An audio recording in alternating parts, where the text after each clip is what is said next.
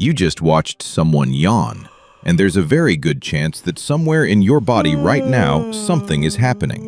Your jaw is loosening. Your lungs are expanding. You might be doing it already. Yawning is one of the most contagious things a human body does. It crosses species. It even works through text. And science, despite centuries of trying, still cannot fully explain why we do it. Let's start with what we actually know, or rather, what we thought we knew. Because the history of yawning science is basically a story of confident theories getting quietly disproved one by one. For most of history, the dominant theory was simple. You yawn because your body needs more oxygen. Low oxygen, brain sends a signal, mouth opens wide, you breathe in. Clean, logical, wrong. In 1987, a researcher named Robert Provine ran a series of experiments where participants breathed air with different oxygen and carbon dioxide levels. More oxygen didn't reduce yawning. More carbon dioxide didn't increase it. The oxygen theory, gone.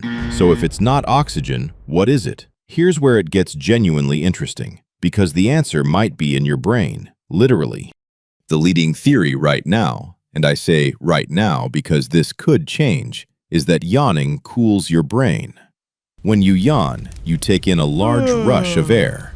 That air is usually cooler than the inside of your body. It passes over blood vessels near the roof of your mouth and the back of your throat. Those vessels carry blood toward the brain. Cooler blood, cooler brain. This explains a few things that always seemed random. Why we yawn more when we're tired. Brain temperature rises when we're fatigued. Why we yawn when we're bored. Low stimulation lets brain temperature drift up. Why we yawn more in cooler rooms. The cooler the air coming in, the more effective the cooling. Researchers Andrew Gallup and Gordon Gallup, yes, father and son, tested this by putting warm or cold packs on people's foreheads while showing them videos of people yawning. People with warm packs yawned significantly more. People with cold packs barely yawned at all. Okay, but here's the thing that the brain cooling theory doesn't fully explain. Why is yawning contagious?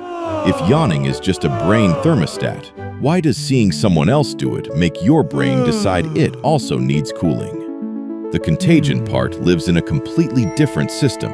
It's linked to empathy, and more specifically, to a type of brain cell called mirror neurons. Mirror neurons fire when you do something, and also when you watch someone else do it. They are the neural basis of imitation, of social bonding, of why you flinch when you watch someone get hurt. And here's the part that makes it genuinely strange. Contagious yawning is strongly correlated with empathy scores.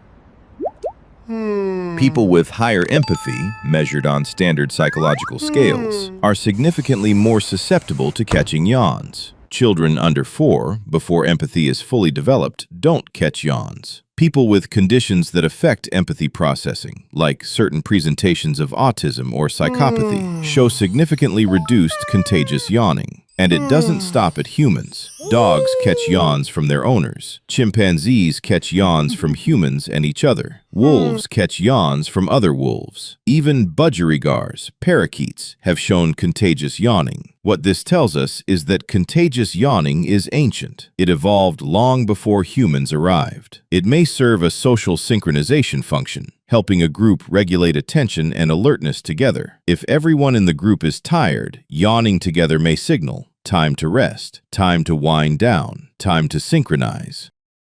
But here is what makes this topic genuinely humbling. Despite all of this, despite the brain-cooling evidence, the empathy correlations, the evolutionary theories, we still don't have a definitive answer. We don't know exactly why the brain needs cooling specifically through yawning and not through other mechanisms. We don't know why yawning feels satisfying, and it does feel satisfying in a way that's hard to explain. We don't know why suppressing a yawn feels physically uncomfortable, and perhaps most curiously, we don't fully know why fetuses yawn. Human babies yawn in the womb as early as 11 weeks of gestation. They have no need to cool their brain. They're not bored. They're not tired in the way we think of tiredness. They're just yawning. The leading hypothesis is that fetal yawning helps develop the jaw and the face, that it's mechanical first, social later. But even that is still a hypothesis.